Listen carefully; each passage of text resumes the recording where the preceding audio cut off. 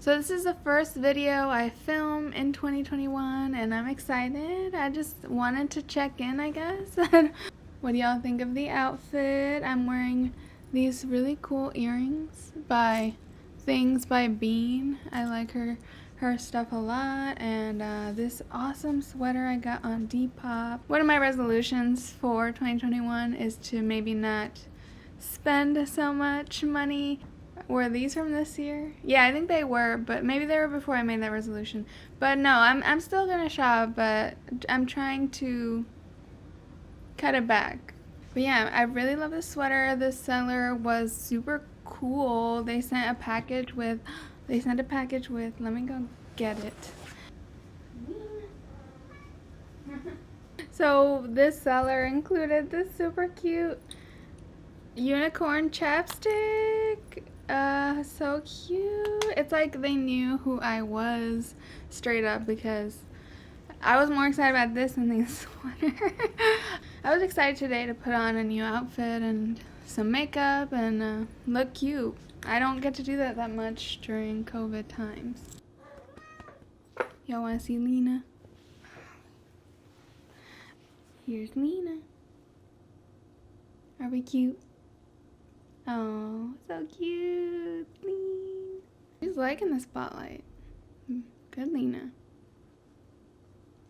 So hello, welcome back to the Miscellaneous channel, where we do miscellaneous things. I'm Zeleny, and today I wanted to make a pitch. So I do this a lot with friends, and if you're watching and you're a friend of mine, you know that I will try to convince my friends to watch certain TV shows that I think they will like. I always take into account what people will like. As you can tell by the title, I really wanted y'all to just hear me out on this show. So this is my favorite show of all time. I'm declaring it here officially. It is underrated. It is not super well known or widespread or mainstream. It's not completely unheard of or anything, but it is definitely a show that like a lot of people aren't aware of, and if they are, they don't know much about what it's about and why it is an amazing show. All I want to do is tell you why you would enjoy the show The Comeback and why you should watch the show The Comeback. I hesitate saying should, because no one should watch any show. Like, it's just a show, but I think if you are a fan of television, like in general, this show is quite the masterpiece. I just want to outline why I consider it such a masterpiece, and lots of people consider it such a masterpiece. If you talk to anyone that has watched this show, they will react similarly to how I'm reacting, I think, especially if they're a fan of like television and the entertainment industry as a whole. Yes? What? So I'm here to just pitch you this show, and hopefully you'll have a better idea of whether you will like the show or if it sounds appealing or interesting, and if you want to check it out. So The Comeback is a show on HBO. If you have access to that, you're good to go. If you don't, you can, well, I won't say for legal reasons, but you can probably find it. The Comeback is a show made by HBO starring Lisa Kudrow, and it was made by Michael Patrick King. You may not have heard of him, but you have probably heard of Sex and the City, and that was created by Michael Patrick King. Don't let that influence what you think of The Comeback just yet, because The Comeback is not at all like Sex and the City, like at all. The Comeback was mostly written and produced and everything by Michael Patrick King, the creator of Sex and the City, and Lisa Kudrow herself, who stars in it. Similarly, both of these people, Lisa Kudrow and Michael Patrick King, they both came from like the most iconic TV shows of all time. Lisa Kudrow came from starring in the show Friends. If you're not aware, she played Phoebe. I feel like both of these creators' previous works were what got them to like icon status, and then this project is really where they got to sort of create something real. Crap, this is so hard to explain.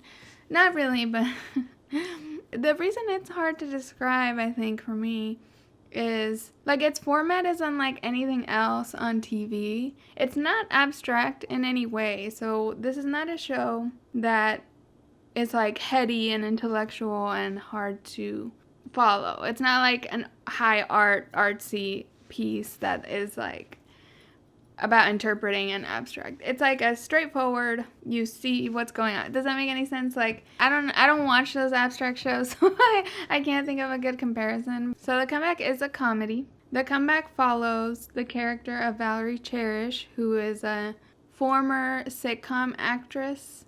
So Lisa Kudrow is a former sitcom actress, but her character, Valerie, is also... This character is offered to make a reality show while she tries to come back in the entertainment industry. And what we see as the show is the raw footage of this reality show that she's making.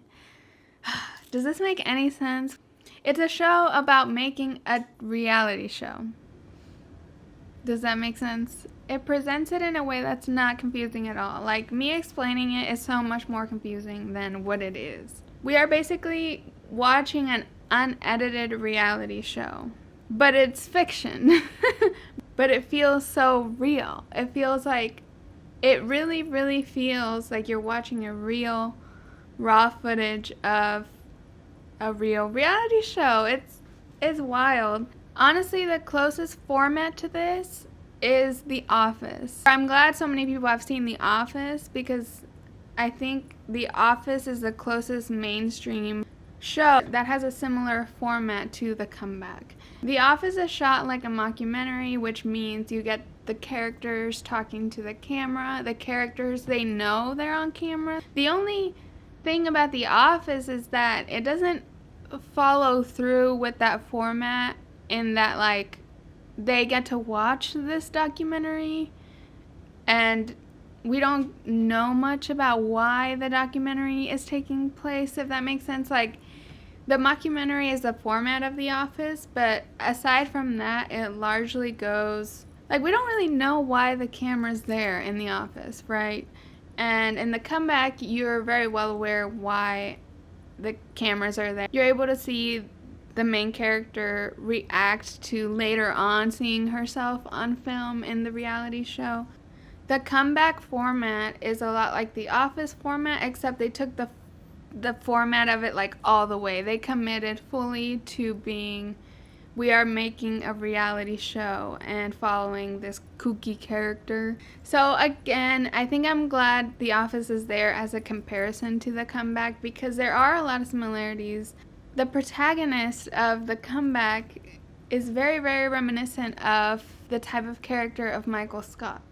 Already, if you are a fan of The Office, I think you will really, really enjoy The Comeback, and maybe enjoy it even more. The protagonist of The Comeback is essentially a female version of Michael Scott. Both characters are just obsessed with being liked, being loved, and they will alter themselves to the greatest lengths and extents to look better to other people. I think The Comeback and Lisa Kudrow do it even better than Michael Scott and Steve Carell. I just think it's interesting that The Office has so many fans, so many viewers, and The Comeback isn't as mainstream. The Comeback is not a sitcom, and The Office, though the format was innovative, it's still a sitcom. So let me break down how The Comeback is structured.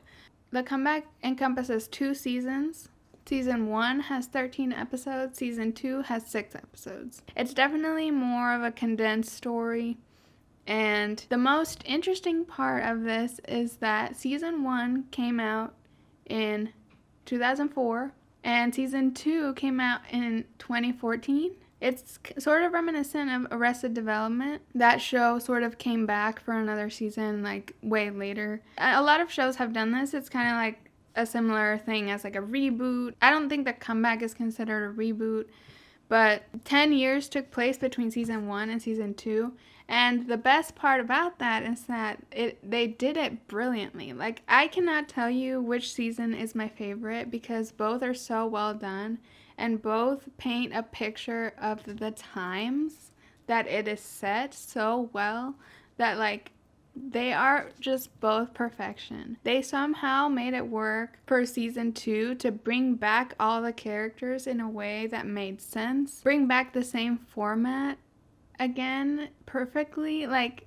season 1 has 13 episodes, but they're between 20 and 30 minutes long. And then season 2 is 6 episodes, but it's more of the hour time slot where it's like 48 to an hour long episodes. So both seasons are the same length. Another reason you should watch The Comeback is because the series finale of season 2 is one of the most well executed finales and endings to a story that I have ever seen. So the time you put into it is worth it. It's worth the payoff. It's worth the magnificent ending. And I think that's worth a lot in this day and age. Like, I feel like endings are so hard for a series. HBO has a poor rapport of that with Game of Thrones and Big Little Lies. I didn't like the ending at all, or like that whole season 2. Like, it's really hard to keep a show going or bring it back and still have it feel fresh but familiar, have closure, have like such an arc for all of the characters. So I want to get into what each season sort of depicted for the times. Season 1 was released in 2004. It's a very real and great picture of how the entertainment industry was latching on to reality TV in the early days of it becoming widespread. This show that they're making is like new. It's pushing boundaries, but it's also being met with a lot of like resistance and skepticism about how reality TV is going to die soon. Really, really paints a picture of how Hollywood was reacting to reality TV. We see Valerie sort of struggle with being an older woman in Hollywood and how she can't compete with like the stunts and the sex and the everything that reality TV was already becoming. She had colleagues or writers on the show that were looking down upon her for participating in reality TV, saying reality TV was dead. She's like totally trying to control her narrative and getting in her own way of being real. Then in season 2 in 2014, we get sort of like a picture of Hollywood at that time, which was more focused on like dramas and tell-alls, and like Hollywood is fixated on dramedies now and how those are the ones winning awards, and how Valerie is trying to adapt to that landscape and still find success, and then how she handles getting a little bit more success in a way that she's been seeking like since forever, since the start of her career and since season 1. Both seasons sort of depict their themes really well. They show the characters from 10 years prior, exactly where you would think they would be and how they would act. So this show is like the most realistic depiction of Hollywood that I've ever seen. Obviously, I'm not a person in Hollywood or anything, but it seems to be like a really raw view of how Hollywood operates and sort of like outside of the glamour, the kinds of people you have to deal with and the kinds of people that are successful. I mean, a big theme of the whole show, because the protagonist is Lisa Kudrow, who is a woman that's not in her 20s. It deals a lot with like the ageism that she gets after she used to be sort of the hot it girl, but now she is given like roles that are very frumpy or not deep at all. Honestly, if you're interested at all in like how your favorite TV shows are made, how the business side of Hollywood works, how it is to work in the industry, like this show shows you all of it, and in a way that's entertaining, but it does show you how it really is on the set of different TV shows. I think another reason to watch this show is if you're a fan of Lisa Kudrow or Friends at all. Like, I went into it seeing Lisa Kudrow as Phoebe and not being able to sort of break out of that in my head because I'm a big fan of Friends. But this is Lisa Kudrow's magnum opus. Like, forget Phoebe. Phoebe was not it. That was not it at all. I love Phoebe. She's the best character on Friends, in my opinion. But, like, this is Lisa Kudrow. Like, the way she acts, like, this sets her apart as, like, an actress that hits every nuance, every little glance, everything in her face is just, like, so perfect. I mean, think about how Steve Carell plays Michael Scott in such a, like, nuanced and, like, perfect way. This is Lisa Kudrow's Michael Scott, and I think it's even more well done, more well acted, because it is just, like, so real and so layered that it is perfect. I believe this is Michael Patrick King's magnum opus. Like, forget Sex and the City. That was not it either. Like, this is their real, like, perfect peak work. No offense to their work after that, but I think they're both big fans of this show, and, like, it was really their vision. I found out about this show through the Drag Race community because it is more popular within the gay community. I found out about this show on RuPaul's podcast. RuPaul had Lisa Kudrow on because she popped in season 9 for like 2 seconds into Drag Race, just not even as a guest judge, just like walked into the workroom for a sec.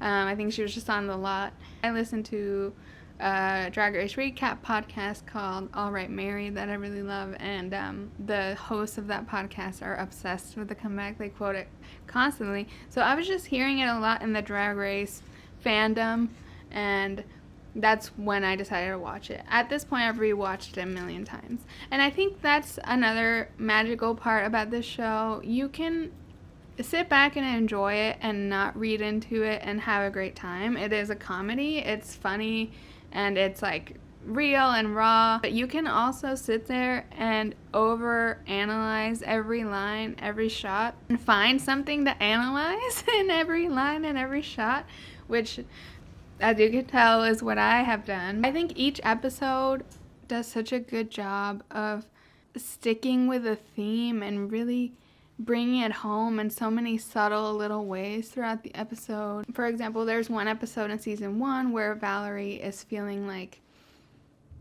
she's too old for the industry, and every little line and moment sort of reminds her of, like, how she's not hip or not trendy, and it's in a way that's so subtle that if you're not looking you may not notice, but every little detail of the episode comes back sort of to that theme, and it's something that has made rewatching it really interesting for me because I feel like on every rewatch I find new things I never noticed. But the magic of that is that you don't have to analyze it. You can also just enjoy it, and it's perfectly enjoyable as just a comedy.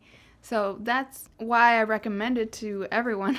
So if you enjoy really deep TV shows and analyzing and, like, quality writing, I definitely think you would enjoy it. But if you just enjoy comedy, I think you would also enjoy it. So that's why I'm so obsessed, and that's why I'm obsessed with telling people about it.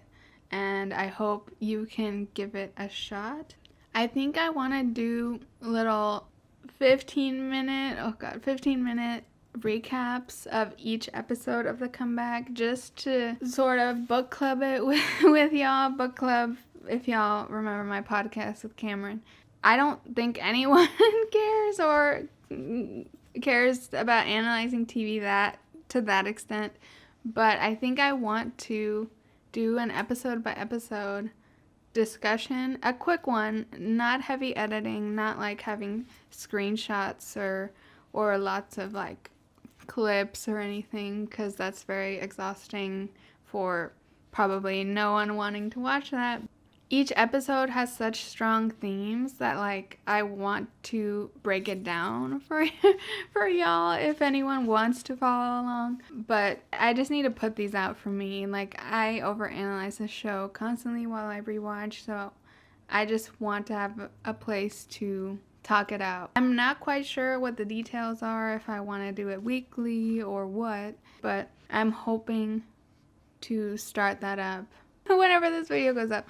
So let me know in the comments if you would like to watch along with me.